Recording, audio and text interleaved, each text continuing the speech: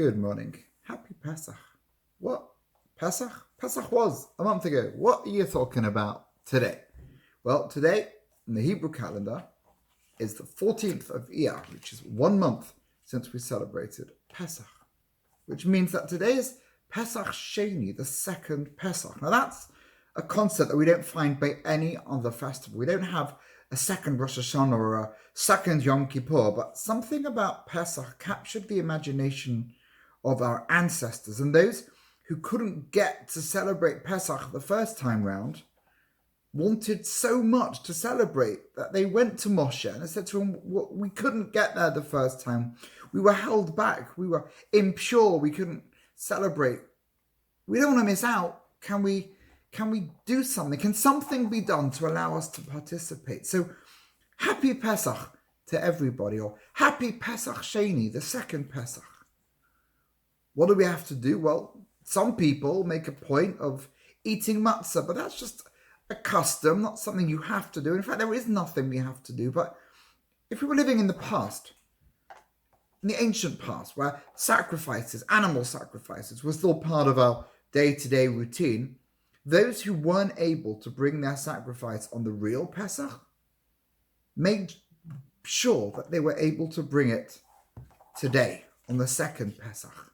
And they would eat that sacrifice, and they would have matzah, and they would have maror, and they would connect with that particular story all over again. Where does that leave us today? Modern Jewish people, 21st century, what's the message?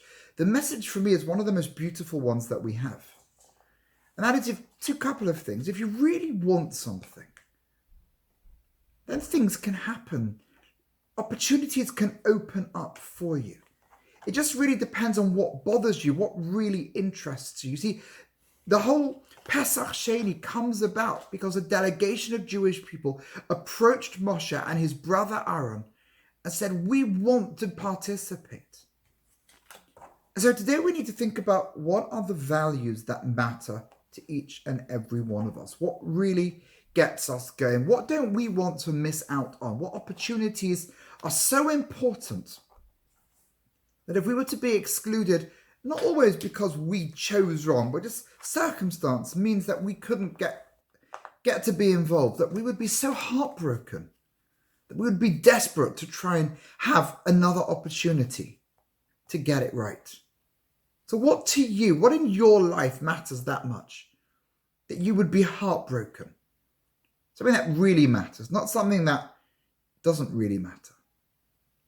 And message number 2 is, you can try again, even if the first time didn't work out. So some wise person comes up with a clue in the word fail. Fail doesn't mean that you're a loser or that it went wrong, but fail is simply your first attempt in learning. So if you had a first attempt, you can have a second attempt. That's okay. Why should you be embarrassed because you want to try it again?